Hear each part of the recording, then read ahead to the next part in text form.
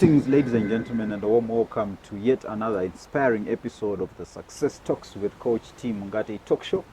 And today on the show, I'm very much humbled and honored to have such an amazing woman. She's a mother of three, she's an entrepreneur, and she's a projects director for a very amazing company. I think she's going to tell us more about that company. Ladies and gentlemen, allow me to welcome on the show Miss Laura Makoni. So maybe to those people that might not know who you are, just introduce yourself. I am a mother of three. I think that's my first and most important role and form of identity. And I'm a child of God as well, a daughter of Christ, so to say. I am an entrepreneur. I do have a couple of projects that I'm running, a couple of businesses as well that I've started. I'm also the projects development director for an organization. It's a startup organization, a farming organization, Agritech, and it's called Global Farmers Connect. So there's a lot going on. I could go on and on to introduce myself, but basically, yes, that's Laura. Wow. All right. So moving on with the interview, I know you used to stay in South Africa. Please take us through that experience of you staying in South Africa. How was it for you? I don't want to be negative, I would like to say, I think just like for the majority of the people that actually moved from Zim to go to Zimbabwe, to South Africa, we were looking for job prospects and, a better life, so to speak, and just opportunities in general, the whole story of migration. And things were good in South Africa. You get to learn a lot of things, you're exposed to a lot of new ideas and new concepts and new cultures, so to speak. But things, I must say, South Africa is not the same as it used to be. The economy itself is tumbling down, and with corruption on the rise and everything, I think also because of the increase in number of immigrants, I think it also puts pressure on the resources in South Africa as a whole. So you will find that there's a strain on the resources. There is a fight for resources between the locals and the immigrants. And already that's a setup for social injustices, that's a setup for chaos. So by the time I left, unfortunately, things were not so rosy, things were not so good. It was not the kind of environment I personally felt I wanted to raise my children in. I felt that the aspect of freedom, the aspect of self-expression and self-discovery was very important for them at this stage. And being in the community and in the society with the way it's evolved in South Africa because of the whole tensions arising from the immigration and chaos, it just wasn't proving viable. So this is basically what motivated me or pushed me to decide, it's time to go back home. Yeah. So how long did you stay in South Africa? I stayed in South Africa for close to 11 years. 11 years, yes. And in those 11 years, do you have any accomplishments that you got from there? Anything? I wouldn't put it, as accomplishments in the sense of educational accomplishments. There was just no time for me. I don't know if it was no time or no money or, sometimes the company that you keep, has got to motivate you into a certain direction. But I think with the area where I was, people were mainly focused with let's work to give, make a living for the children and send money back home and everything. So that was the setup that I was sort of exposed to. So I didn't exactly go to school until the very last year, which was this year actually. That's when I decided I said to myself, no, I can't go home without at least one diploma, you understand? And I did a course in caregiving.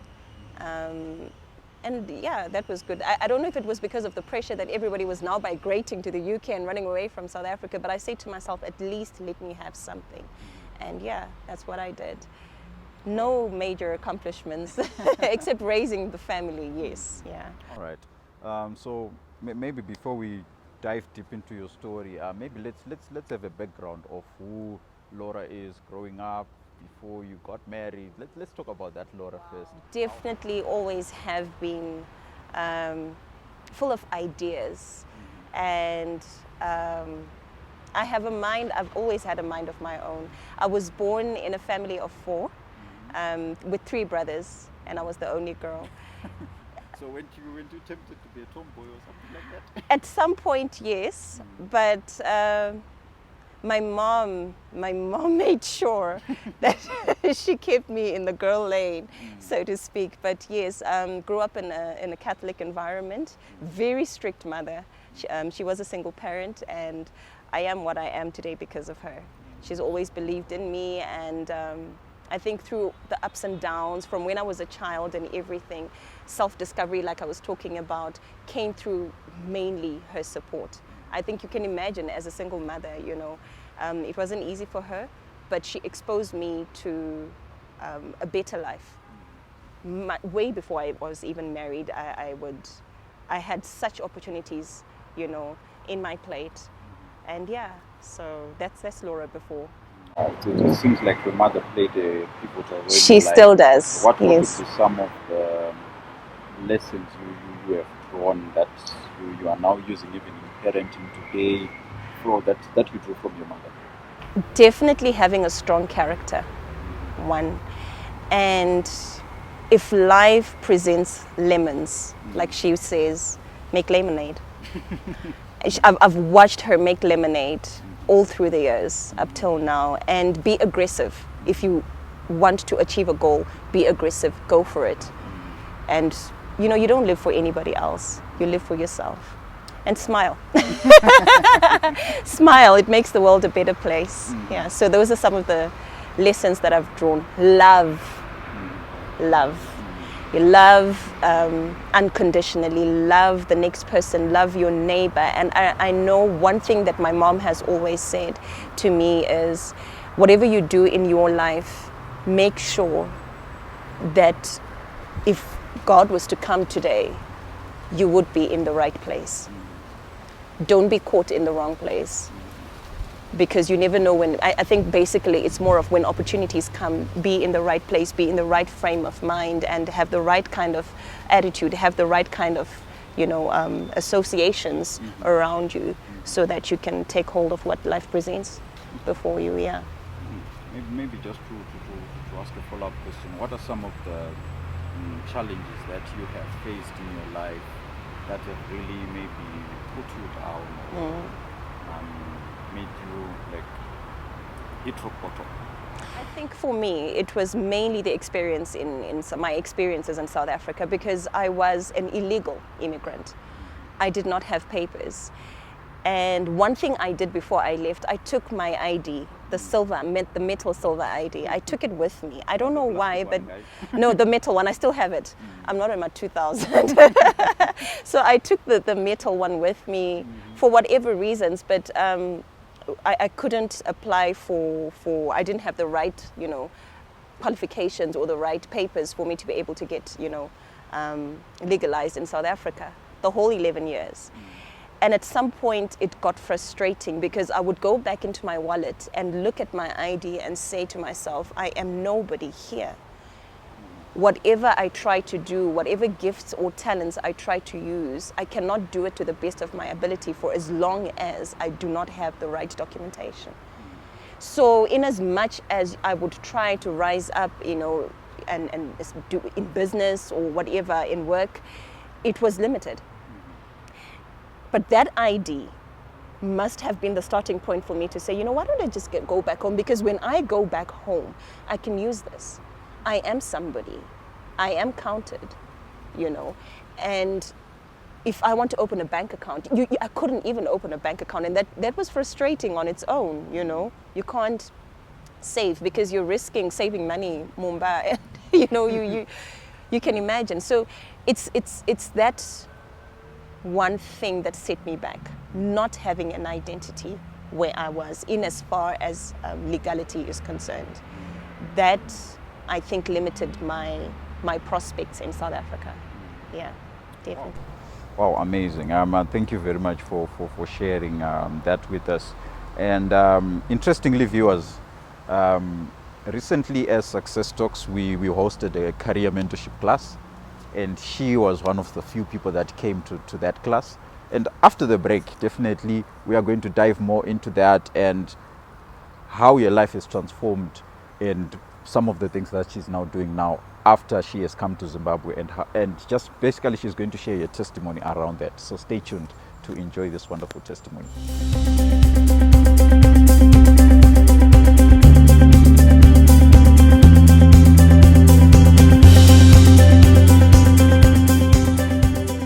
Greetings, ladies and gentlemen, and welcome to Success Talks with Coach Tendai Mungate. These are the daily motivational series that we are going to be bringing you on this particular channel. So please do subscribe to this channel to get more of these inspiring episodes. So today, I'm going to be talking about responsibility. That's the principle of today. So what really is responsibility? You know, I'm a coach and I like keeping things simple.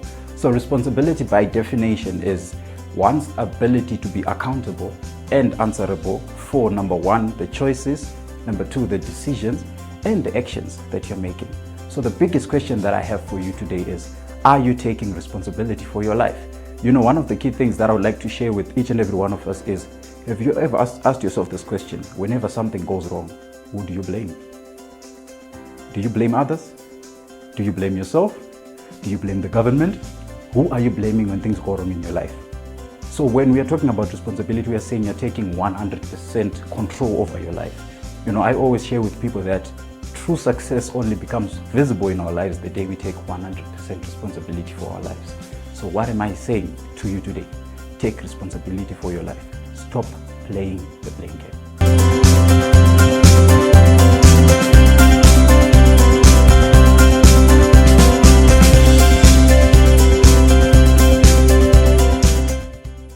Welcome back, ladies and gentlemen, to the Success Talks with Coach Tendai Mungate. And before the break, we were just talking with Miss Laura Makoni, an entrepreneur and also a mother of three amazing, 2 boys, 1 girl, yes. And she was just sharing a journey of her life in South Africa. And now we are now getting to the juicy part of the interview. So stay tuned. Right. So Miss Makoni, you came back from South Africa, you know, with just maybe a few things to show, and My children.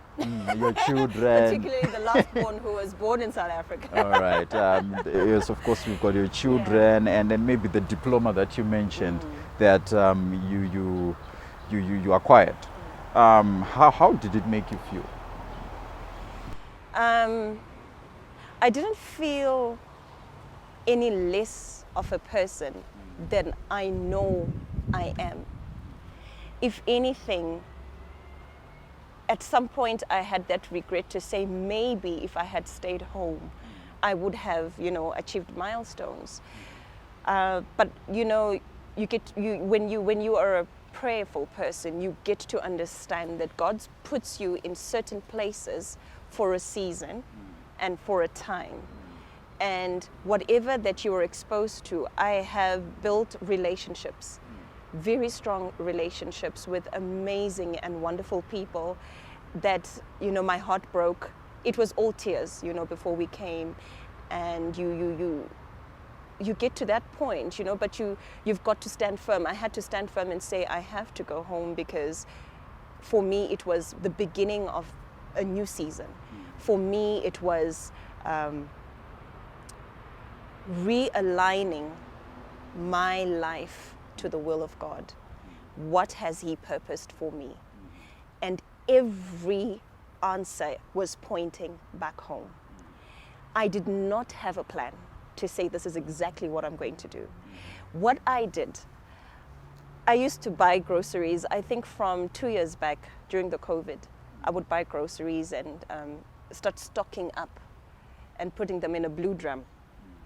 You know, to say this will shield me from having to go into the shop and getting, you know, basics, just basics, you know, and it will help support my family and sustain my family, sustain my children. For that period of time, I'm still trying to find out and discover what I can do but I had faith. The one thing that kept me going was faith. And I kept telling myself, for as long as I have been in South Africa, I have never received a phone call or a message to say,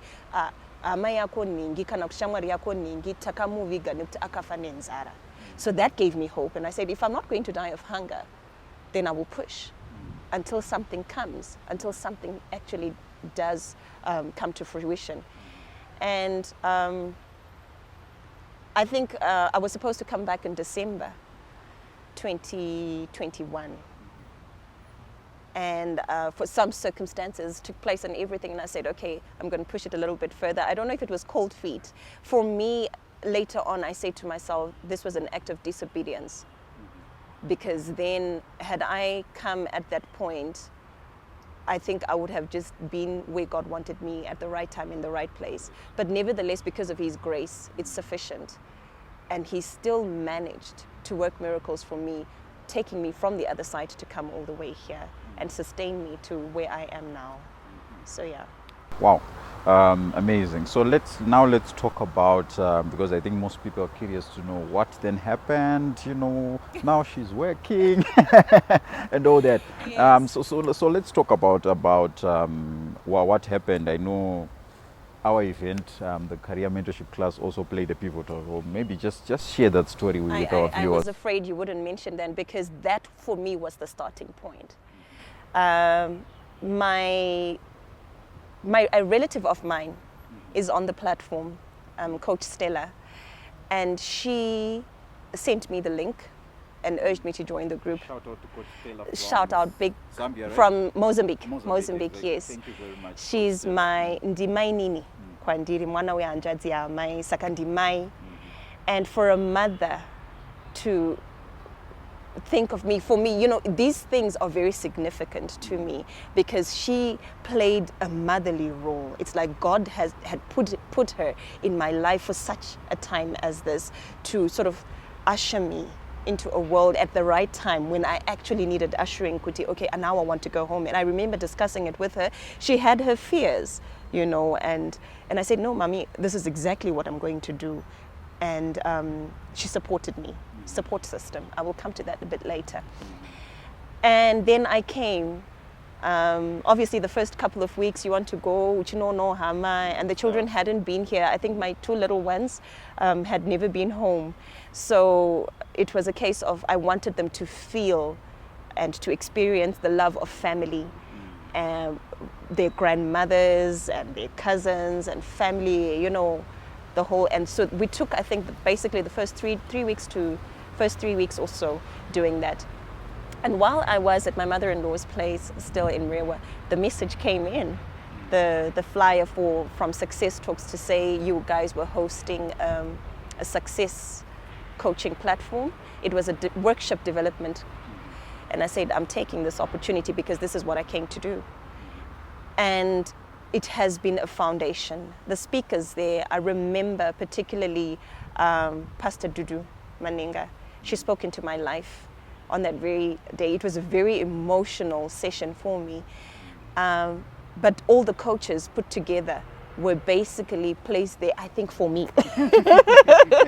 Everybody else was there, but this was my session. It really felt like Mwari vakadzika vakauya vakagarapa and decided to now take me and give me the guidelines. Okay, now that you're here, A, B, C, D. And that was the starting point. And it gave me courage, it gave me motivation, to say, I will do it and I can do it. Because so much is said, and portrayed by social media, which is very unfortunate. They never portray the picture that I got when I was at that session, which is a picture of hope, which is a picture of possibilities, avenues of possibilities in this country, So I'm really grateful for that opportunity, because it has opened up so many avenues for me. Fast forward, a company called Global Farmers Connect. They're an agri-tech company. The headquarters are in the UK. And through networking, I was able to pitch something that was at my heart, at the core of my heart. Because what I want you to understand is, when I left South Africa, I was emotional and in a state of pain, because I said to myself, okay, what about everybody else? Because we are looking at more than 250,000 people who have no prospects of coming home, but who are unwanted. What do? I carried their burden in my heart. I carried them in my spirit on my journey back, and I said, Lord, now what? Bochidi, because if only you can give them the mercy that you have shown me and open up avenues for them like you are doing for me. If only you can give them a glimpse of hope, just a glimpse of hope to say it will be okay to go home. You need to understand, Kuti, in, vanhu vari South Africa mainly, I'm speaking, and I suppose in all other places in the diaspora, people didn't leave mainly because of the economic situation in Zimbabwe. There were family conflicts. Vanhu vakaenda vachitiza the conflicts that were in families. Now they have to return. And waenda, life flourishes naturally. It's a better land. There's more money and there's more opportunities and work and everything. We tend kufuratira kwatakaita se kwatakava, and also because of the pain of reconnecting. You see, so where are they coming home to? And kunokumba, are the parents and the family and the support system willing to open up their hands like the prodigal son's father to say, you know what? We forgive you, come home, let's start again. In most cases, that is not what is happening. And this is what breaks my heart. I was challenged. I say to myself, if it takes me going to the Zimbabwe Council of Churches to tell them, listen, we need to send a message in the churches to start a revolution here, Muma families and in the church system, people need to start engaging in conversations about reconciliation. People need to start engaging in conversations about forgiveness. This is the message, that I am putting out there to say, and so many things, but also I don't want to blame Wakaenda South Kana kuti vakasara. I am saying, let there be a spirit of reconciliation. It starts at home. And when we start doing that, we can rebuild this country. Because takushanda ne vanhu vane tariro, takushanda ne vanhu who are not working from a perspective of bitterness. Do you understand? So this is what was at the core of my heart and still is. And I will not rest until I sort of play my role in as much as Vanhu Vakasara. I've got friends and people that I don't know. I'm thinking about the woman aitengesa street Paspe Bridge, aitengesa madomasi, and was getting a livelihood and putting food on her table for that. That's the woman I'm thinking about. I'm thinking about baba vakange vakamira pama robots, who still stands at the robots, achitengesa ma CD, kuti araramise muri. What is the hope that person has to come back home here? To what? So I say to myself, I feel like an Esther. This is my mission. No matter how, I want to work in a way it has a ripple effect. I'm not planning to change the whole situation, but through platforms like these, through forums like the Global Farmers Connect has given me, we will be able to change one life at a time, one life at a day, and give a glimmer of hope to the people that have remained. Zimbabweans are educated. This is why kunyange nevarungu vari South Africa would rather have them there. They've got the technical know-how. Put a Zimbabwean in a painting situation and anga asatambo painter, they will paint. And it will be just so beautiful. And they have started companies. Vamwe vanga vakuita plots, and they've started into farming projects because of the natural, innovative irimu. I think it's natural. It's a gift that God has given Zimbabweans. But those talents, unfortunately, in some instances, unaona kuti they are being wasted in a land where we're not appreciated. Much rather tikadzoka kunokumba. Much rather if, all the stakeholders, business and church and everybody that is involved, if we can just come together, for such a time as this and give hope and refacilitate them. They are coming back. We need to understand as a community, Kuti, this is something that is really from the forum here, the global network perspective, something that we are engaging in. We have discovered as an organization, Kuti, through that vision, Kuti, okay, already Zimbabwe is to an extent overpopulated. In as much as people are migrating out, tine population yavanhu vakawanda, vis-a-vis the resources that are available to sustain the population. What am I saying? I am talking about the water resources. I am talking about the power. the energy resources, and I am talking about the food. Land iripo, and people are there. But how are we going to bring these resources together, this whole nexus? How are we going to make it communicate effectively to facilitate the 250,000 people that still have to come home? If at the moment the resources that are there are not sufficient. So these are the projects that Global Farmers Connect and my team are going to be working on. We've already started enrolling apprentices that we're going to take in the remote rural areas, because most likely vanhu vari kubva kunze vari kuenda vachinoenda kumamisha. Most likely vamwe vakakwanisawo kuseva tumari vakatenga mastands in the peri-urban areas. So we are targeting these areas because we want to set up community projects that will be able to sustain, or basically to sustain the food, energy and water nexus. Kuti vari muno muvasazofila that pressure yekuti vanhu vakabva kunze vakutipedzera ma resources, So we've already also started engaging in webinars and discussions where we're inviting one, especially in the diaspora, not just from South Africa, but for anyone that wants to come home. Kuti listen, there is opportunity at home. What skill have you got? Okay, what do you want to know? Lendi pakati,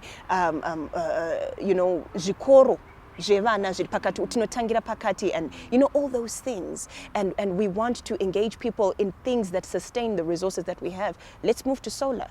This is what the Global Farmers Connect is also engaged in. Kuti kana tikaisa solar powered irrigation systems in the remote rural areas. Tosimudzira madzimai ari ikoko, because women are power, okay? And they are a backbone, but tikasimudzira those poor and those women right now. Panozouya vanhu vachiuya and settling in these communities vakutongosvika vachipinda within the system and contributing with all the expertise, because we are saying to them, uyai ne expertise yamuinayo, uyai, we're speaking to them, kadzanga chitengesa pamsika.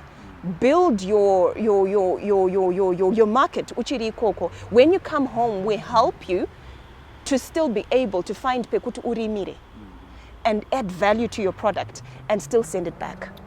So this is what we're engaged in. This is what I have been involved in since the session at Success Talks. That's why I've been very, very busy and not sitting down. My journey so far, yes. Wow, amazing. And thank you very much for sharing that. And I can see that there's a lot of passion in what you have shared. And congratulations. As Success Talks, we are proud of you, and we believe that there's more to come. All right. So moving on with the interview, we would like to know more about the principles that have shaped and molded you into the person that you are. I know you mentioned some lessons from your mother, but I know you wanted to touch something on support system, and maybe just tell us a little bit of some of the principles that have shaped and molded you into the person that you are. Definitely. I think it goes back to the point where I was stating, Kuti, if we could engage the church system in the spirit of reconciliation and spreading the message of reconciliation and forgiveness, the reason being, above all things, what the person is coming out, the most important thing, the most vital thing they need is support. Family support, a support system. It's crucial in the sense, Yakuti, one, the love that you're going to get will stabilize you. And the ideas you're getting through this same network of support system. You feel encouraged, you feel motivated, you don't feel alone. Then you realize, I can do it. Even zero. But if that support system is there to say, we are with you from point zero, we will take you up, you will go up. And for me, I'm blessed because the support system was not only Kunoku, but also with the people that I networked with back in SA. People from my son's school, my daughter's school, people from the church community, people varungu vandai shandira mumba, on certain occasions, and vandai shandira ivavo are still pursuing nanasi. They still asking, they encourage me and they say, you know what? You will do it, you will make it. Their prayers, their support. This is why I'm saying support system yakakosha. And then you come here, the family in itself, if they uphold you, if they don't degrade you and look at wawia wakabati, and izvozvo zvinodzikisira munhu pamweya, and it can kill a person's spirit. It can really destroy. But if you've got that support system yekuti inokusimudzira pamweya, you can be anything. You can decide good. I think the very first instances, my mother-in-law encouraged me vakanditi wadi kuorder madomasi when we went to visit her. Ndikatobva ikoko ndine bucket remadomasi. That was the first business I did. That was the 4th week. Ndichizosvika, and then on the Saturday we did the success coach, but I was selling tomatoes. And then ndikanoti market yemadomasi kunoku haisi kushanda, chirega nditry zvakati, but because of the support system. Had I not got that, I do not think I would be where I am right now. So support system is really valuable. It plays a very vital and important role. And then some of the principles, like you're asking, that have shaped me to be where I am is I'm a very resilient person. I'm stubborn. I am so stubborn. But I like to believe my stubbornness is in a very good way, because I'm stubborn in the things that are valuable, in things that shape my life, and things I believe zvinosimudzira my family and will propel my children to be better people. I'm very stubborn in those areas. Saka ndikafunga kuti ndikuda kunopinda nepadoor iro, but pane makey. It's either I'm going to break the door down if I know there's an opportunity that lies, as long as I don't get into trouble, but it's either I'm going to break the door down to get through to the other side, or I'm going to find the person with the key and convince them that they need to unlock for me to go through. So that stubborn faith is it has shaped me to become, what I am. And I'd like to believe I'm a humble person. Humble in the sense of ndinokwana pese. And ndichikwanisa kukwana pese, I do not look at the next person sekuti kana kuti uyu ari pakadzikira. I want to learn a lesson from them. From whatever life circumstance they have, there is a lesson valuable to my life. Something that can shape me, something that can make me grow. Love has also been the core principle in my life. Love and forgiveness, especially in difficult circumstances. With people, vanhu vanonetsa, friendships and relatives, and even in the work environment or in your network, kudila nevanhu kuno kunonetsa. But if you deal nevanhu from the perspective of love, and ukava munhu anokwanisa kuregerera quickly, you let go of things and you move forward with life. So these, I think, for me, have been the core principles that have helped me to come and be able to say, you know what, I can start from zero, and that's exactly where I am, and I'm pushing forward. Wow, amazing. Thank you very much for sharing those principles with us. I think on this show, we believe in books, we believe in personal development. What would you say maybe some of the books that you have read that have shaped and molded you into the person that you are, that you would recommend our viewers to? When I was in college, I studied beauty therapy. And my mentor then, Mrs. Zachawu, she was also my principal, she gave me the book 7 Habits of Highly Effective Teenagers. I was a post-teen by then, but she said to me, start from there. Those principles, they are timeless. And from there, I moved on to the 7 Habits of Highly Effective People. And I think those were the major books, and the Bible. The Bible. I think put 7 Habits here second. The Bible. Because it's got life lessons. It's got stories of hope. It's got stories of faith. It's got stories of resilience. It's got stories of heroes of faith. People that have come out strong while faced in the face with such resilience, And I think for me, the Bible tops it. And then the 7 Habits of Highly Effective People. I must mention Advocate Arthur Marara at this point. He's been very instrumental in my life, in shaping in the past 2 to 3 years. I was introduced to Advocate Marara through some social media network when he was really motivating people during the COVID. I remember his one particular podcast that he did, and he said, kana uchinge uine stand kune 2 rooms kusina floor. Pauri izvozvi uri kugara muimba muBorodale une satellite dish, une motikari Benz, and with the way the economy is and you're failing to sustain it, drop it and move.